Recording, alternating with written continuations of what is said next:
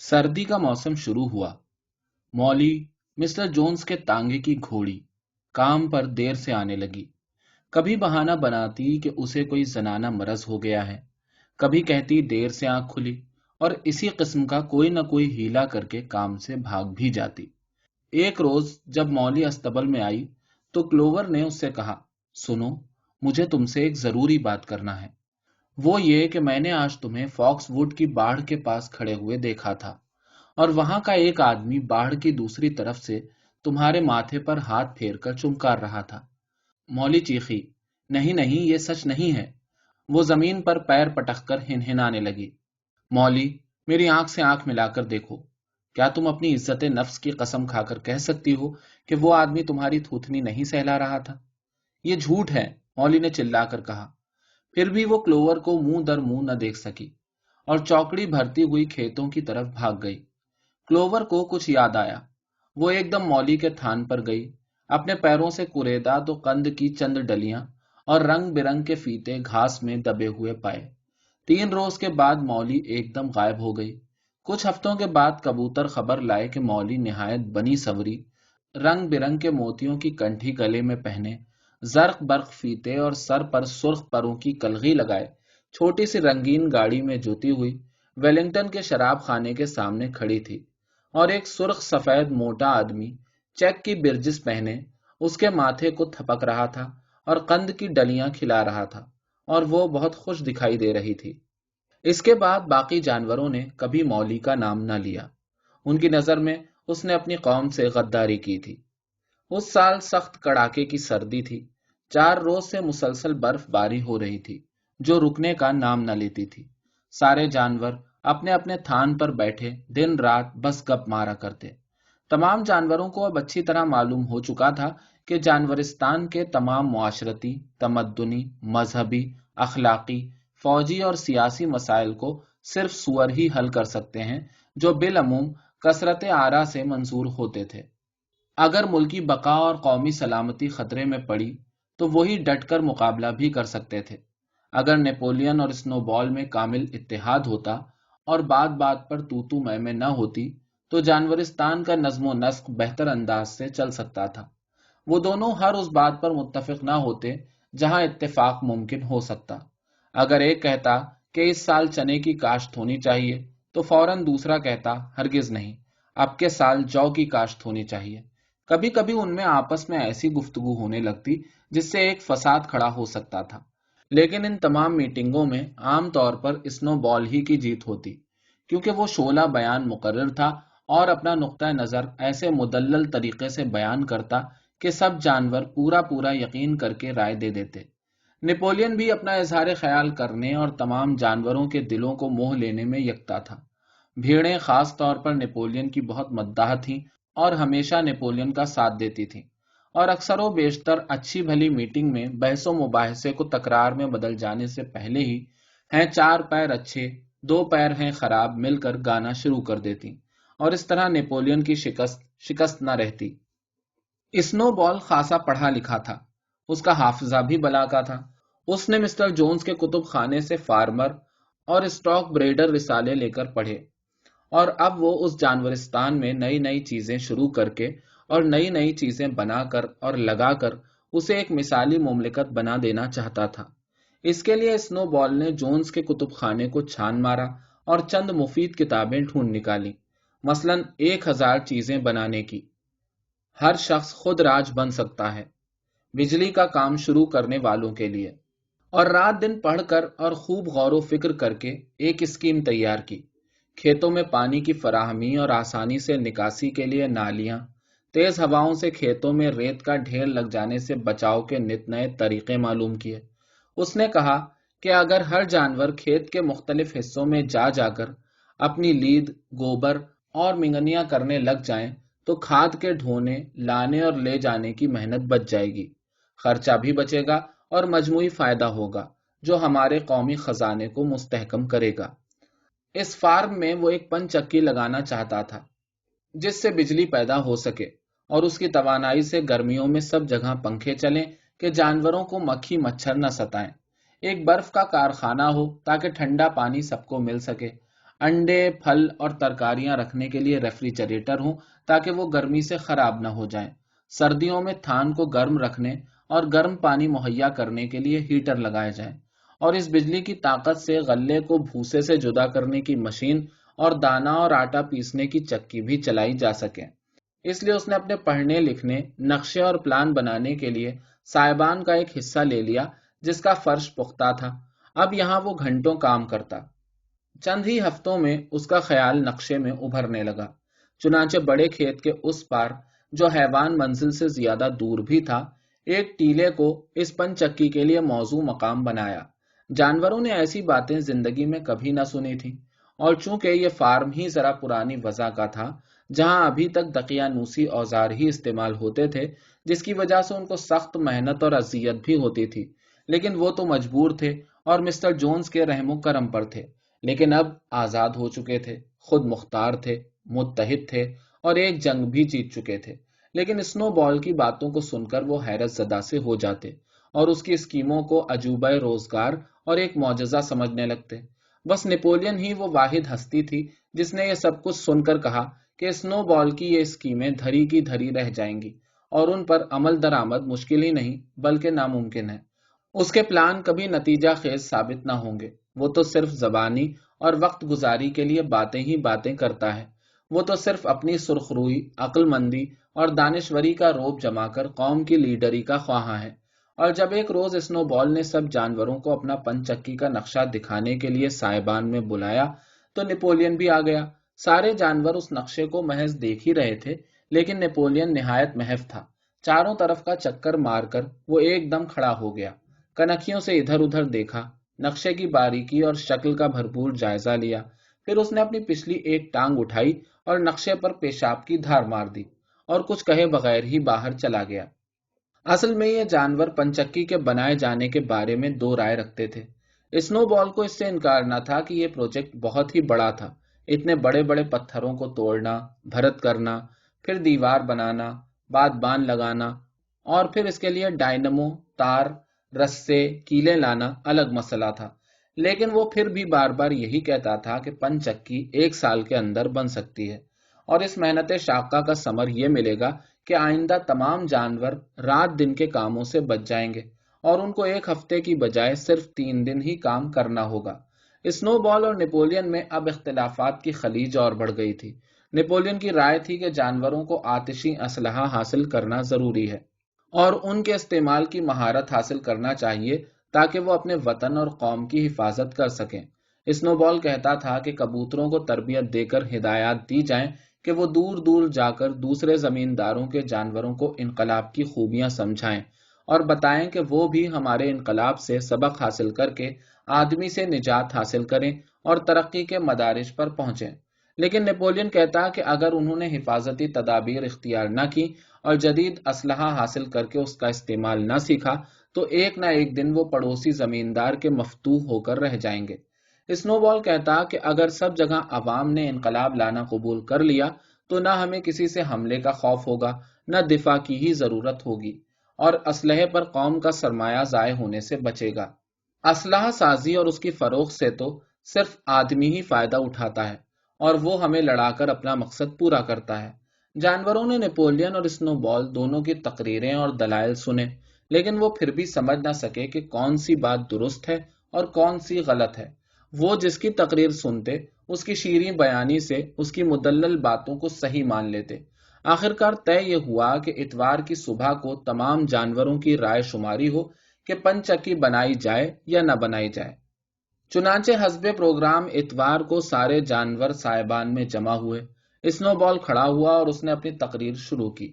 گو بھیڑوں کے ممیانے سے اس کی تقریر میں تھوڑا سا خلل بھی ہوا، لیکن اس نے پن چکی کے قیام کے بارے میں بھرپور تقریر کی، اس کے فوائد گنائے، اور کہا کہ پن چکی کے بن جانے سے کٹی کرنا، پتیاں کاٹنا، ہل چلانا، میچ کرنا، دانے کو بھوسے سے جدا کرنا، آرا مشینیں چلانا، انڈوں سے بچے نکالنا، گایوں کا دودھ دوہنا، بہرحال کوئی کام ایسا باقی نہ رہے گا جو اس کی مدد سے اور اس کی پیدا کردہ توانائی سے ہو نہ سکے۔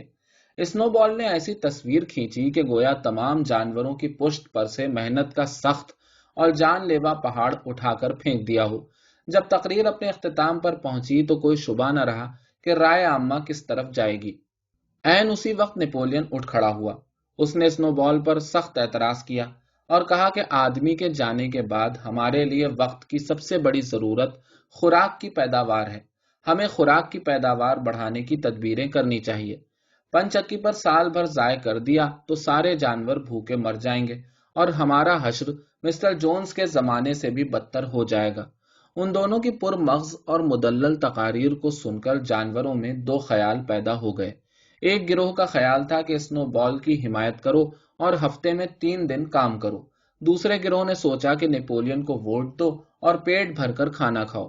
صرف بینجامن گدھا ہی ایک ایسا تنہا جانور تھا جس نے کسی کا ساتھ نہ دیا۔ اس نے یہ یقین کرنے سے قطعاً انکار کر دیا کہ کبھی بھی خوراک کی فراوانی ہو سکتی ہے یا پن چکی کبھی بھی کام کی بچت کر سکتی ہے۔ پن چکی ہو یا نہ ہو، زندگی گزرتی رہے گی، بالکل اسی طرح جس طرح اب تک گزرتی آئی ہے۔ نیپولین ذرا چالاک تھا۔ اس نے عوام کے ڈاواڈول خیالات کا فوری اندازہ کر لیا۔ اس نے ایک گہری نظر اسنو بال پر ڈالی اور بہت اونچی آواز سے ڈکارا۔ بس پھر کیا دیکھا کہ 11 بھاری بھرکم کتے جن کے گلے میں پیتل کے کالر بندھے ہوئے تھے دوڑتے کودتے اور بھونکتے ہوئے سائبان کے اندر آ گھسے اور آتے ہی سب کے سب اسنو بال پر جھپٹے، لیکن وہ بر وقت اچھل کر بھاگا اور ان کے خوفناک جبڑوں سے بچ نکلا۔ چشم زدن میں وہ باہر میدان میں اور کتے اس کے پیچھے بھاگے چلے جا رہے تھے۔ سارے جانور حیران و ششدر کھڑے ہوئے اور اچک اچک کر دروازے سے جھانکنے لگے کہ دیکھیں اب کیا ہوتا ہے۔ اسنو بال بھاگتے بھاگتے ذرا پھسلا اور گرا، مگر جو ہی کتے پاس آتے دیکھے اٹھ کر پھر بے تحاشا بھاگا۔ کتے برابر اس کے پیچھے لگے ہوئے تھے۔ بس اپنی جان بچانے کے لیے اس نے ایک جست لگائی اور گھاس میں چھپے ہوئے ایک بل میں جا گھسا۔ اس کے بعد اسنو بال پھر کبھی دکھائی نہ دیا۔ سہمے ہوئے خاموش جانور سائبان میں پھر واپس آ گئے۔ تھوڑی سی دیر بعد وہ کتے بھی ہانپتے کودتے واپس آ گئے جس طرح ان کی مائیں مسٹر جونز کے سامنے رہتی تھیں۔ اسی طرح وہ سب کتے آج نیپولین کے قدموں میں دم ہلا ہلا کر اپنی وفاداری ثابت کر رہے تھے۔ یہ وہی پلے تھے جنہیں نیپولین نے جیسی اور بلیو بیل سے پیدا ہوتے ہی اپنی حفاظت میں لے کر خاص طور پر تربیت دی تھی۔ آج نیپولین اس اونچے پلیٹ فارم پر گیا جہاں سے بوڑھے میجر مرحوم نے اپنی آخری تقریر کی تھی اور اپنا خواب سنایا تھا۔ سارے کتے حلقہ بنا کر اس کے پیچھے بیٹھ گئے۔ پھر نیپولین نے بآواز بلند اعلان کیا کہ آج کے بعد سے اتوار کی صبح کی میٹنگ بند کی جاتی ہے، کیونکہ یہ محض تضییع اوقات اور غیر ضروری ہے، اور آئندہ کے لیے جانورستان کے تمام امور پر غور کرنے کے لیے ایک کمیٹی بنائی جائے گی اور اس کمیٹی کے ممبروں کو تمام جانور منتخب کریں گے اور جس کی صدارت کے لیے بھی عام انتخابات ہوں گے۔ چنانچہ اسکوائلر کو انتخابات کا نگران بنا کر فوری انتخابات کرانے کا حکم بھی سنا دیا۔ اسکوائلر نے 17 سور اور 3 سوریوں کا نام لے کر پکارا اور کہا کہ آپ سب یہاں کامریڈ نیپولین کے عقب میں آ کر بیٹھ جائیں۔ اس کے بعد اس نے جانوروں سے کہا کہ کامریڈ نیپولین کو یقین ہے کہ آپ سب نے مل کر اپنی کثرت آرا سے ان 20 سوروں کو مجلس شورا کے لیے منتخب کر کے یہاں بھیجا ہے۔ اب آپ سب نہایت غور و فکر کریں، سوچ سمجھ کر جانور کے پرچار اور حیوانیت کی تبلیغ اور اس کے فروغ کے لیے کوشش کرنے کو ہاں یا نہ میں جواب دے کر طے کریں کہ آپ کیا چاہتے ہیں۔ تمام جانوروں نے اتفاق رائے سے طے کیا کہ جانورستان میں حیوانیت کی تبلیغ اور جانور پن کا پرچار اشد ضروری ہی نہیں بلکہ واجب ہے۔ یہ ملک بنا ہی اس لیے تھا کہ یہاں حیوانیت کا بول بالا ہو، اور اسی لیے انہوں نے ہاں کہہ کر رائے دے دی اور اپنے ایمان کا ثبوت پیش کر دیا۔ اس ترکیب سے نیک دل، خوب سیرت، ہسمکھ، دلیر اینیمل، ہیرو نمبر 1، جنگ گاؤ خانہ کا فاتح کامریڈ نیپولین اس مجلس شورا کا صدر اور ملک کا سربراہ بن گیا، اور وہ اپنے حسن انتظام سے ملک کی باغ ڈور سنبھال کر سب جانوروں کو دشمنوں سے محفوظ رکھنے اور پڑوسی ممالک کے ہم قوموں سے رابطہ پیدا کرنے کے لیے اس قوم اور اس ملک جانورستان کے لیے ناقابل تردید شخصیت بن کر ابھرا اور 5 سال کے لیے بلا مقابلہ صدر منتخب ہو گیا۔ جانور سب خاموش اور استعجاب سے یہ سنتے اور دیکھتے رہے اور کچھ بھی نہ بول سکے۔ پھر فوراً ہی کتے جھنڈے کی سلامی کے لیے آگے بڑھے، جس کے بعد قومی ترانہ شروع کر دیا گیا۔ اب بھیڑوں نے مل کر بڑے جوش و خروش سے 4 پیر اچھے 2 پیر خراب ہیں گایا، اور اس شور و شغف میں سب باتیں تحلیل ہو گئیں اور جانوروں کو یاد بھی نہ رہا کہ کیا ہوا۔ گو جانوروں کو بحث مباحثہ سننے اور ان میں حصہ لینے کی کچھ عادت سی ہو چکی تھی۔ اسی کے مطابق کچھ جانوروں نے اسکوائلر کی تقریر اور تحریک پر کچھ کہنا چاہا، لیکن جیسے ہی کسی نے بولنا چاہا، کتوں نے اپنے ناک سکیڑ کر دانت نکال کر غرانا شروع کیا اور وہ سب کے سب دبک کر چپ چاپ بیٹھ گئے۔ اس کے بعد اسکوائلر نیپولین کے حکم کے مطابق فارم کے دوسرے حصوں میں پہنچا اور باقی ماندہ جانوروں کو آج کی کارروائی سے آگاہ کیا اور کہا کہ تم سب اس بات کو بے حد پسند کرو گے کہ صدر نیپولین نے جانورستان اور اس کے مخلص، وفاشیار، نیک نہاد اور قوم کے خادموں کی نگرانی اور حفاظت کا سارا بوجھ اپنے کاندھوں پر رکھ لیا ہے۔ تم کو یہ کبھی بھی نہ سوچنا چاہیے کہ لیڈرشپ یا حکومت کا بھاری بوجھ اٹھانا اور قوم و ملت کی خدمت کا بیڑا اٹھانا کوئی مسرت بخش شے ہے۔ یہ تو کانٹوں کا تاج ہے اور جو بھی اسے اپنے سر پر پہنتا ہے اس پر سختیاں آتی ہیں، اس کو مشکلات کا مقابلہ کرنا ہوتا ہے، اس کو اپنوں سے منافقت اور غیروں سے مخالفت کا سامنا بھی کرنا پڑتا ہے۔ یہ تو ایک بہت ہی بڑی ذمہ داری ہے جو صرف نیپولین ہی اٹھا سکتا ہے۔ کوئی بھی اور نہیں ہے جو نیپولین سے زیادہ یقین رکھتا ہو کہ سب جانور بھائی بھائی ہیں، سارے جانور برابر ہیں، اور اس نے اپنی تمام زندگی کو تمہاری حیوانیت کی خدمت کے لیے وقف کر دیا ہے۔ اس کے علاوہ اس کا کوئی بھی مقصد نہیں ہے۔ نیپولین کی دلی خواہش تو یہ ہے کہ تم سب مل کر اپنے معاملات میں، ملکی اور قومی معاملات میں، داخلی اور خارجی معاملات میں خود فیصلے کرو اور اپنی اجتماعی حیثیت سے ان پر عمل پیرا ہو کر ملک اور قوم کی سلامتی کے لیے کوشاں رہو۔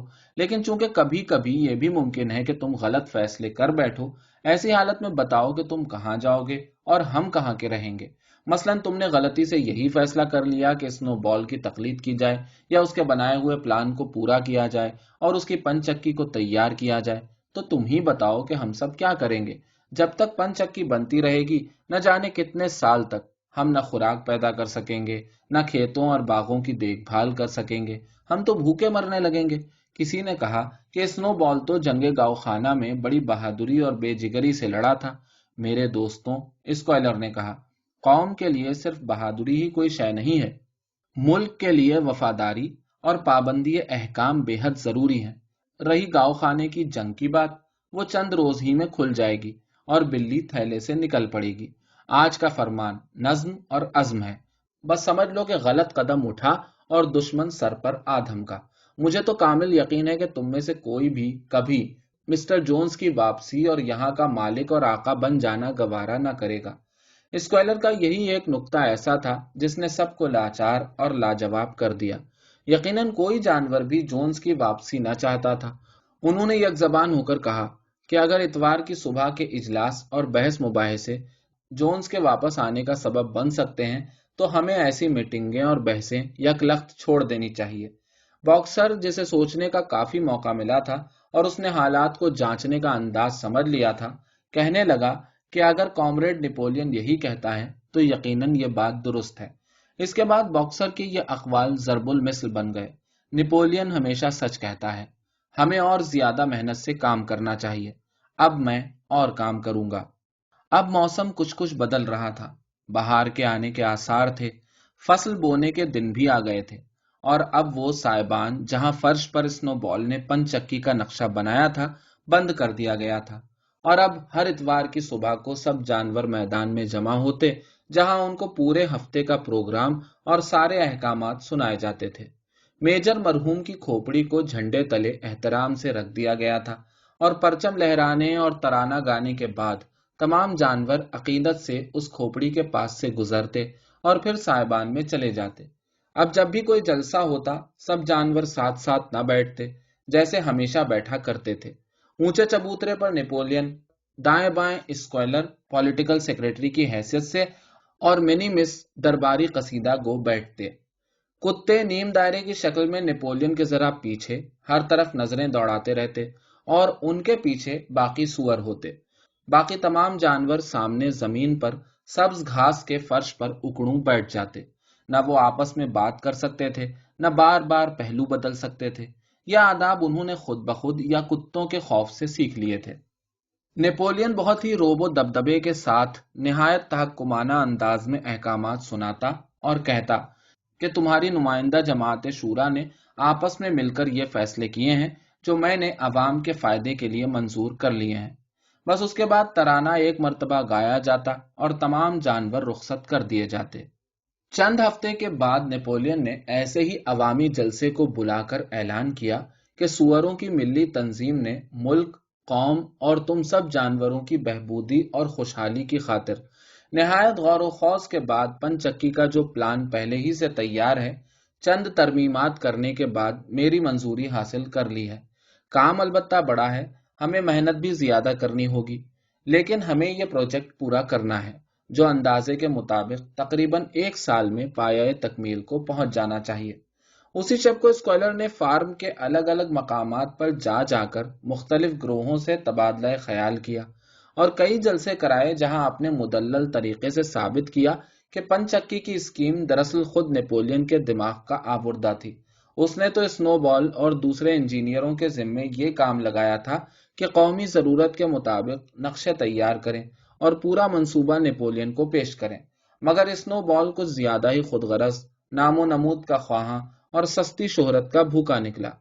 وہ مکار اور دھوکے باز ثابت ہوا اور اس نے سارا پلان ہی اپنا بتا دیا۔ اسی واسطے تو نیپولین نے اس کو منظر سے الگ کرنے کے لیے اس کی مخالفت کی تھی، ورنہ پن چکی کے بنانے اور بننے کے بارے میں جو دماغ سوزی خود نیپولین نے کی ہے اس کو کوئی نہیں جانتا۔ اور اب جبکہ غدار اسنو بال از خود دفع ہو گیا ہے، نیپولین کو اپنے ایجاد کردہ پلان پر بغیر اس کی دخل در معقولات کے عمل کرنا بہتر اور آسان ہو گیا ہے۔ اسکوائلر نے کہا، سیاست اسے کہتے ہیں۔ اپنی دم کو ذرا ابھار کر ادھر دیکھا، ادھر دیکھا اور مسکرا کر کہا، سیاست اسی کا نام ہے۔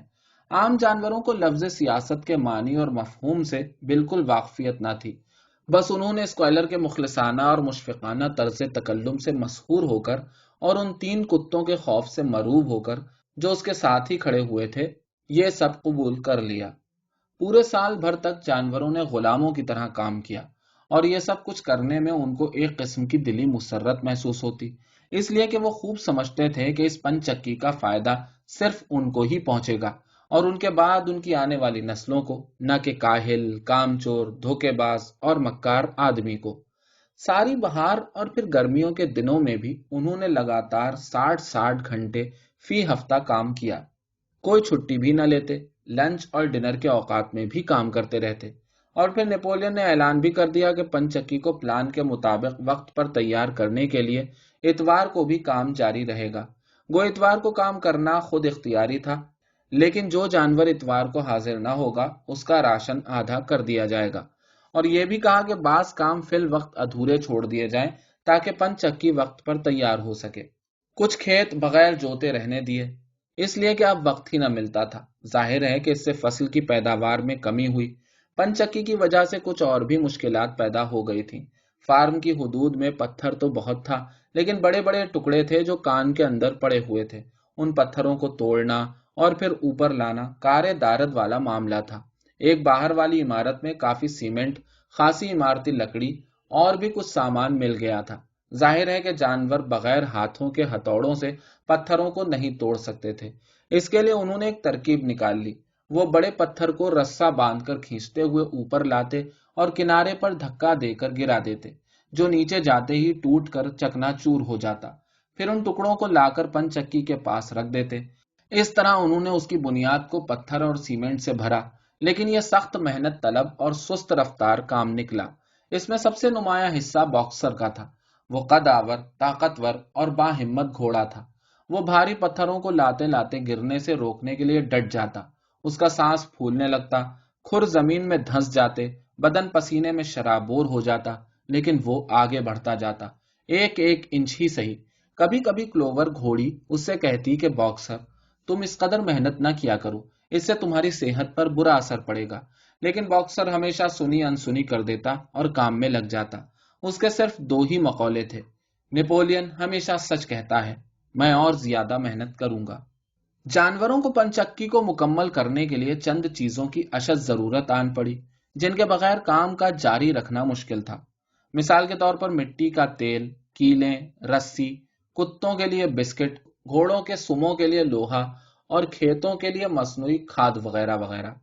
ایک اتوار کی صبح کو جب سارے جانور میدان میں احکامات سننے کے لیے آئے تو نیپولین نے انہیں بتایا کہ نظریہ ضرورت کے تحت میں نے ایک نئی پالیسی اختیار کی ہے اور تمہارے تمام نمائندوں نے اس کو دل و جان سے قبول کر لیا ہے کہ آج سے ہم کو اپنے پڑوسیوں سے تجارتی اور ثقافتی بنیادوں پر تعلقات بڑھانا ضروری ہے۔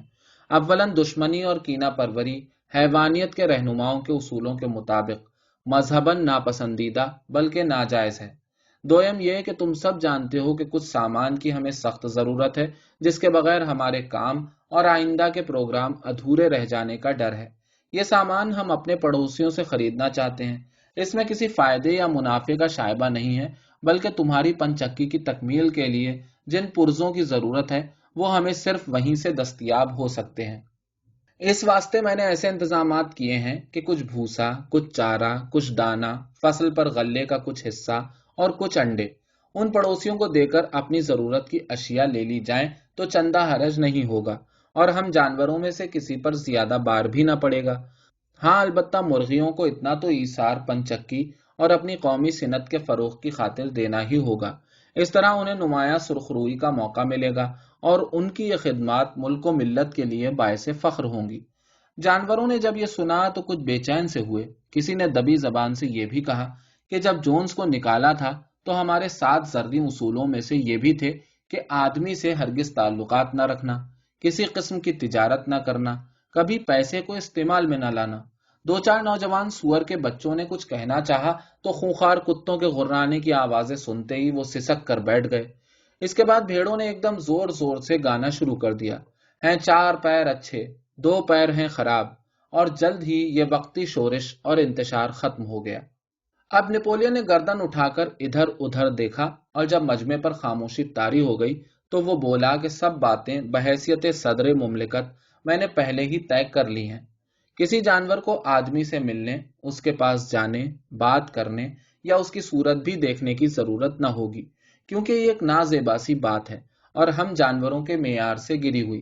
اسی لیے میں نے ایک وکیل مسٹر ومپر جو ویلنگڈن ہی کا رہنے والا ہے کی معرفت سارا معاملہ طے کر لیا ہے۔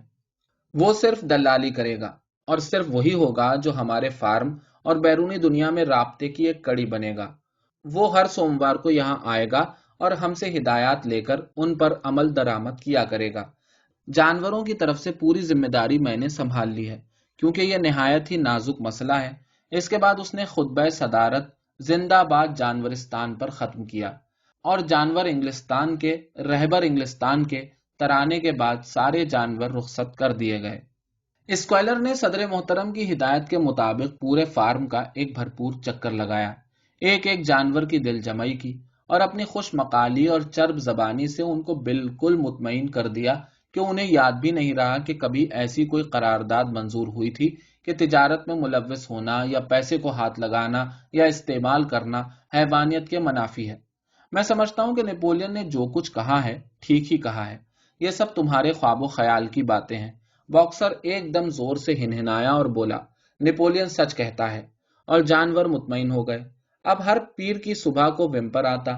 نیپولین اپنے چاروں پیروں پر کھڑے ہو کر دم کھڑی کر کے گردن اٹھا کر ادھر ادھر دیکھتا، ومپر کو ہدایات دیتا۔ وہ صرف 2 پیروں پر کھڑا ہوتا تھا۔ یہ منظر دیکھ کر جانوروں کے سر فخر سے اونچے ہو جاتے۔ ادھر آدمی کو اینیمل فارم سے نکلنے کے بعد جانوروں سے ایک طرح کی نفرت سی ضرور ہو گئی تھی اور وہ دلوں کی گہرائی میں سوچتے بھی تھے کہ جلد یا بدیر یہ فارم یقیناً دیوالیہ ہو جائے گا، اور جب وہ کسی شراب خانے میں بیٹھتے تو ان کا موضوع سخن اکثر یہی ہوتا کہ پن چکی ہرگز نہ بن سکے گی، اور اگر بن بھی گئی تو کام نہ کر سکے گی۔ اس کے باوجود ان میں جانوروں کے لیے توقیر کا ایک اچھوتا جذبہ بھی پیدا ہو گیا تھا۔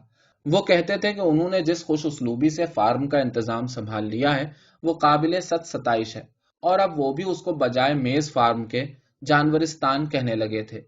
کیا یہ جانوروں کی کامیابی کا بین ثبوت نہ تھا؟ جانوروں کے لیے حالات اب اتنے موافق ہو گئے تھے کہ نیپولین نے جانورستان کی سالمیت اور یکجہتی کے لیے خارجی معاملات کے ساتھ ساتھ داخلی صورتحال پر بھی پورا قابو پا لیا تھا۔ اسکوائلر جو نیپولین کا وزیر بے قلم دان تھا، اب گشتی سفیر کا کام بھی انجام دے رہا تھا۔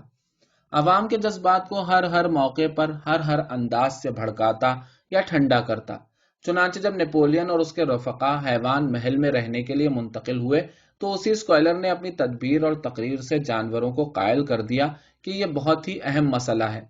सुअर जो कि पूरी कौम के निगहबान और उसके मफादात के निगरां हैं और उसकी बहबूदी और बेहतरी के जिम्मेदार हैं, तो यह अज़बत ज़रूरी है कि उनको पूरी यकसुई और मुकम्मल आराम के साथ रहना चाहिए ताकि वो वहां रहकर पूरी दिलजमई, तवज्जो और इन्हिमाक के साथ कौम के मसाइल का हल तलाश करें। अलावाज़ी ये एक सदर मुमलिकत के शायान शान भी है कि वो एक आला और आलिशान महल अपने लिए तैयार कराए, लेकिन फिलहाल कौमी मईशत पर निगाह रखते हुए और ये कि कौमी खजाने पर बार न पड़े, उसने उस पुराने घर में ही रहना पसंद किया है। और अगर ये सुअर पलंग पर सोते भी हैं तो क्या हुआ, पलंग के मानी तो सिर्फ वो जगह है जहां सोया जाए। भूसे का ढेर, पियाल का बिस्तर या सिर्फ जमीन पर थान, सब पलंग है। असल में कानून तो चादर के लिए है। तो सुअरों ने चादरें हटा दी, वो तो खुरदुरे कंबलों में सोते हैं। वो सोने की जगह आरामदेह जरूर है, फिर भी इतनी नहीं जितनी उनके लिए जरूरी है। ऐ दोस्तों और अजीजों, सोचो कि जितना दिमागी काम हम सुअर करते हैं उसके इवज में ये थोड़ा बहुत आराम जो हमको मिल जाता है, वो गो ना काफी जरूर है, लेकिन हमें फिर भी कौम की खिदमत करने में मुसर्रत हासिल होती है और हम फख्र करते हैं कि कौम ने हमें मुंतखब किया है ताकि हम ये सारे काम पूरे खुलूस और लगन से अंजाम दे सकें। और जाहिर है कि तुम हमको खस्ताहाल, कमजोर और थका हुआ देखना पसंद हरगिज न करोगे कि हम अपनी अदायगी फर्ज में किसी किस्म की कमी कर बैठें। और यकीनन तुम में से कोई भी मिस्टर जोन्स की वापसी गवारा न करेगा, जो मुमकिन है कि हमारी जरा सी कोताही की वजह से हो सकती है। इस पर सारे जानवरों ने इत्तेफाक राय से स्क्वायलर को यकीन दिलाया कि यह बिल्कुल ठीक है, और फिर कभी इसका जिक्र न आया कि सुअर हैवान मंजिल में रहते और पलंग पर सोते हैं। खुदा के बेवकूफ बंदे ये नहीं जानते कि क्या अच्छा है और क्या बुरा है। वो तो सिर्फ ये जानते हैं कि काम करना है, काम ही काम और बस।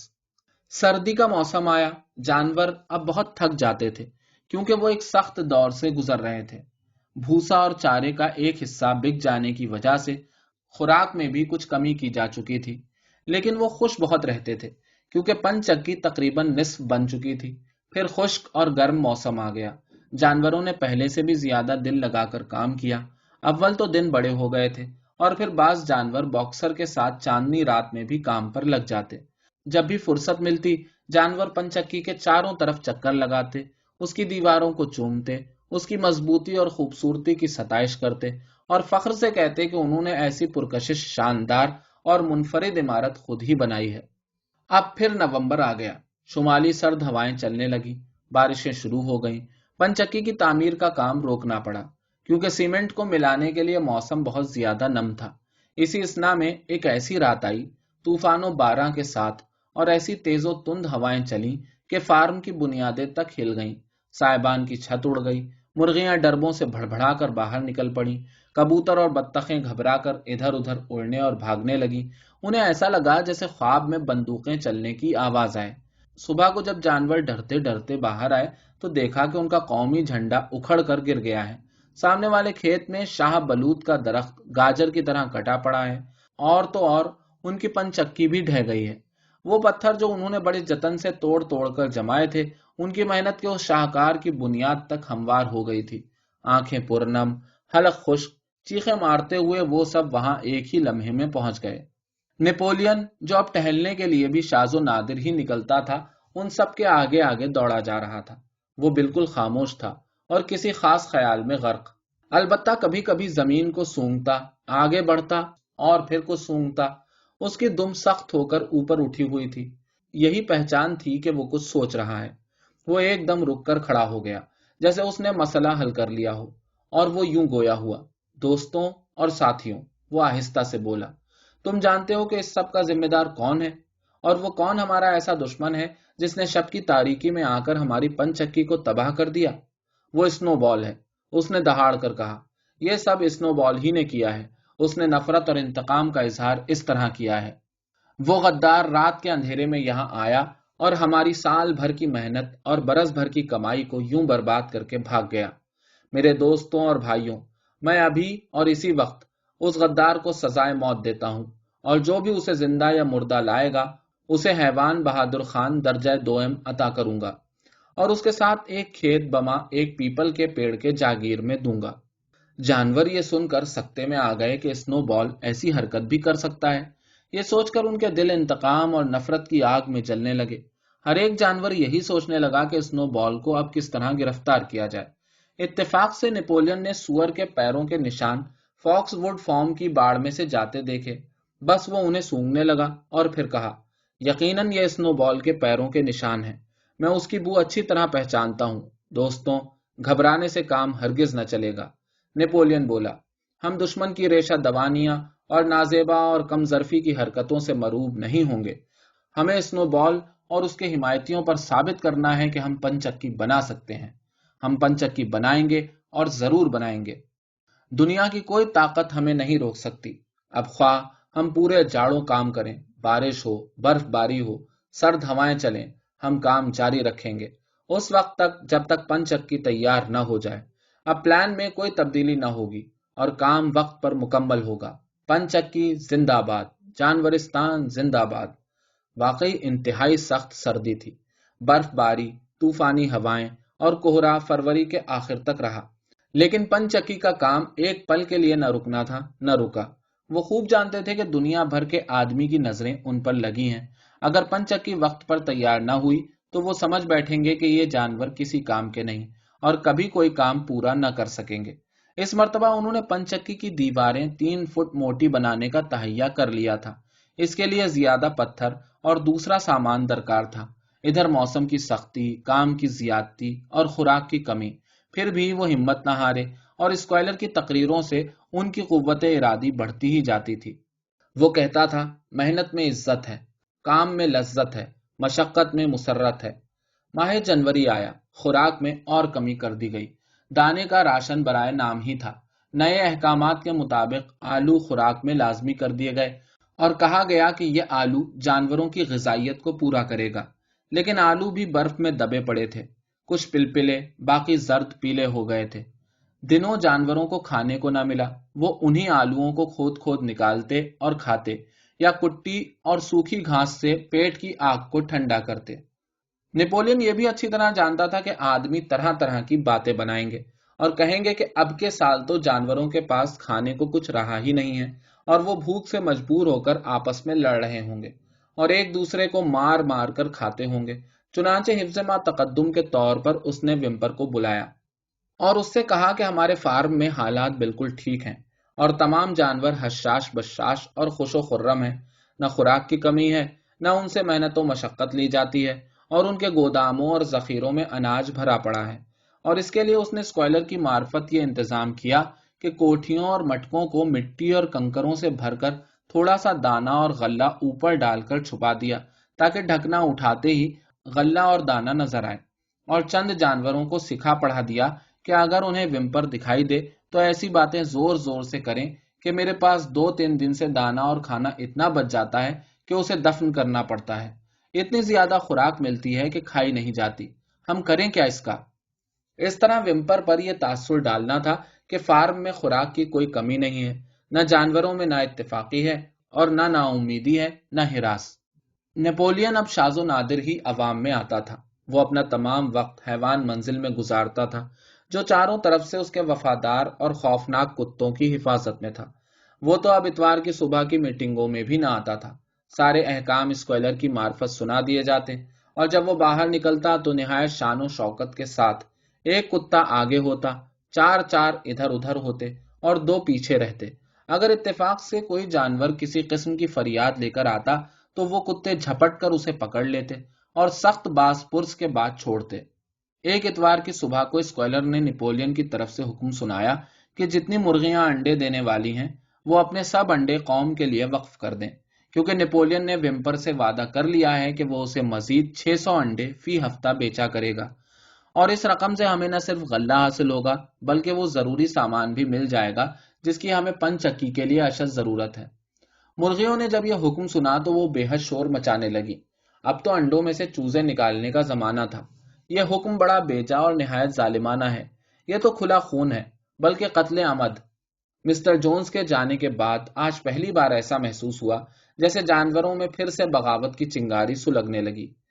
3 کالی مینارکا مرغیوں کی قیادت میں سب مرغیوں اور بطخوں نے کوشش کی کہ نیپولین کی مخالفت کی جائے اور اس کی اس خواہش کو یہیں پر ختم کر دیا جائے۔ چنانچہ انہوں نے طریقہ یہ اختیار کیا کہ وہ سب اڑ کر سائبان کے چھجے پر جا بیٹھے اور وہیں سے بیٹھے بیٹھے انڈے دیتی جو زمین پر گرتے اور ٹوٹ جاتے۔ نیپولین کو جو ہی اس کا علم ہوا، اس نے اسکوائلر کو حکم دیا کہ آج سے تمام مرغیوں کا دانہ ایک دم بند کر دیا جائے۔ سائبان کے نیچے اس نے کتے کھڑے کر دیے تاکہ مرغیاں وہاں سے اتر کر بھاگ نہ سکیں۔ دوسرے تمام جانوروں کو بھی حکم دیا کہ اگر کسی نے مرغیوں کو ایک دانہ بھی کھانے کو دیا تو اسے موت کی سزا دی جائے گی۔ 5 روز تک مرغیوں نے بھوک اور پیاس برداشت کی۔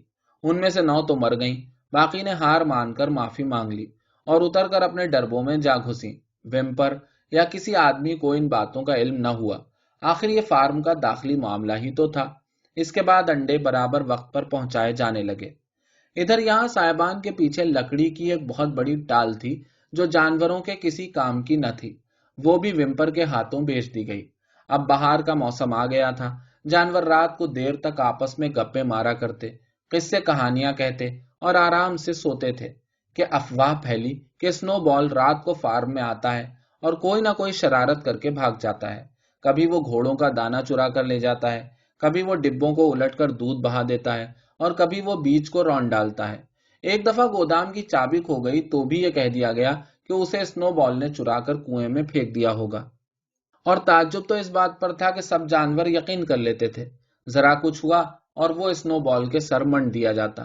گایوں نے کہا کہ جب وہ سو رہی تھیں تو سنو بال ان کا دودھ تھنوں سے پی کر بھاگ گیا، اور جب چوہوں نے ایسی باتوں پر یقین نہ کیا تو ان کو سنو بال کا حلیف گردانا۔ حالات جب یہاں تک پہنچ گئے تو نیپولین نے اعلان کیا سنو بال کے بارے میں تحقیقاتی کمیشن بٹھا دیا گیا ہے، اور وہ خود بھی اپنے کتوں کو ساتھ لے کر تفتیشی دورے پر معاملے کی تہہ تک پہنچنے کے لیے روانہ ہوا، اور دوسرے جانور اس کے جلوں میں ساتھ چل رہے تھے۔ تھوڑی دیر بعد نیپولین ٹھہرا اور جھک کر زمین کو سونگنے لگا۔ کونے کونے میں گیا، مرغی خانے، گاؤ خانے، استبل، کبوتر خانے، ترکاریوں کے باغیچے میں، غرض ہر جگہ تلاش لی، اور ہر جگہ اس کو سنو بال کی بو ملی۔ اس کے پیروں کے نشان تک دیکھے۔ وہ ایک دم چیخ مار کر بولا، مجھے اچھی طرح معلوم ہو گیا ہے کہ سنو بال یہاں ضرور آیا تھا۔ یہ ہیں اس کے پیروں کے نشان، اور یہی اس کے بھدے جسم کی بو ہے جسے میں سونگ رہا ہوں۔ جانور سب کے سب نہایت خوفزدہ ہو رہے تھے۔ لگ رہا تھا کہ سنو بال ایک نظر نہ آنے والا کوئی بھوت ہے، پریت تھا جو انہیں چاروں طرف خطرات سے گھیرے ہوئے تھا۔ شام کو اسکوائلر نے تمام جانوروں کو اکٹھا کیا اور کہا کہ میرے دوستوں اور بھائیوں، مجھے تم سے ایک خاص بات کہنی ہے، اور وہ یہ ہے کہ سنو بال نے خود کو فریڈرک کے ہاتھوں بیچ دیا ہے۔ اس نے ہمارے سارے راز بتا دیے ہیں، اور اب وہ اور آدمی مل کر ہم سے ہمارا یہ فارم چھین لینا چاہتے ہیں۔ سنو بال نے یہ غداری اس لیے کی ہے کہ وہ یہاں کی عملداری حاصل کرے۔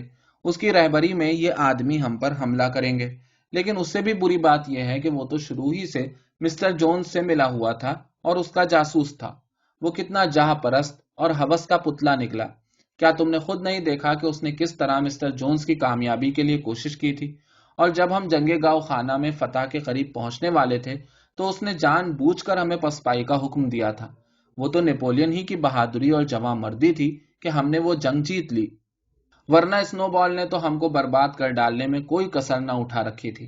سارے جانور ہاں ہاں ٹھیک تو کہا کہتے رہے، لیکن ان میں سے کچھ نے آپس میں سرگوشیاں کی اور چپکے چپکے ڈرتے ڈرتے ایک دوسرے سے کہنے لگے کہ سنو بال تو بڑا بڑھ چڑھ کر حملہ کر رہا تھا۔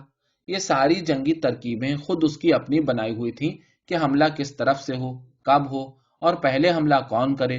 اور اسی جنگ میں تو سنو بال کا جسم جونز کی بندوق کی گولیوں سے چھلنی ہوا تھا اور اس کے بدن سے خون کے فوارے چھوٹ نکلے تھے۔ اس پر بھی وہ جی داری سے لڑتا رہا اور میدان میں ڈٹا رہا۔ کیا اس کو اسی بہادری کی بنا پر خود نیپولین نے جرأت جانورستان کا تمغہ نہیں دیا تھا؟ اسکوائلر نے ایک آنا پھوسی سن لی اور بولا، عزیزوں اور بھائیوں، ہمیں حقیقت کا پتہ اب چلا ہے، اور یہ باتیں ان خفیہ کاغذات اور دستاویزات سے ثابت ہو گئی ہیں جو سنو بال بھاگتے وقت گاؤ خانے میں چھپا گیا تھا۔ آج اس کا بھید کھلا ہے۔ وہ تو ہمیں شکست فاش کی جانب ڈھکیل رہا تھا۔ باکسر بولا، لیکن وہ خود بھی تو زخمی ہوا تھا، جو خود ہم نے دیکھا ہے۔ اسکوائلر نہایت چابک دستی سے سنبھالا لے کر بولا، میرے بھولے بھالے بھائی، تم اس کی چالاکی اور مکاری کو نہ سمجھ سکو گے۔ یہی تو اس نے جون سے طے کر رکھا تھا کہ اسے تھوڑا سا زخمی کر دیا جائے تاکہ گھمسان کی جنگ میں پسپائی کا حکم دے کر جانور بھاگنے لگیں اور جونز کی فتح ہو جائے اور جانور یہ جیتی ہوئی جنگ ہار جائیں۔ میں کہتا ہوں کہ وہ یقیناً اپنی ترکیب میں کامیاب ہو جاتا اگر ہمارے رہبر اعظم جناب نیپولین عین وقت پر نہ آ جاتے اور ہماری رہنمائی نہ فرماتے۔ کمانڈر افواج ملی اور صدر مملکت خداداد جانورستان اس گمبھیر اور نازک موقع پر اپنی شجاعت اور مدبرانہ صلاحیت و حکمت سے کام نہ لیتے تو ہم آج آزاد نہ ہوتے بلکہ ہمیشہ کے لیے پھر آدمی کی غلامی میں چلے جاتے۔ باکسر نے اب کہا، ہاں ٹھیک ہے، اگر نیپولین کہتا ہے تو بالکل سچ ہے۔ اسکوائلر نے کہا، ہاں میرے دوستوں، یہی تو روح حقیقت ہے۔ تم سب سمجھ گئے۔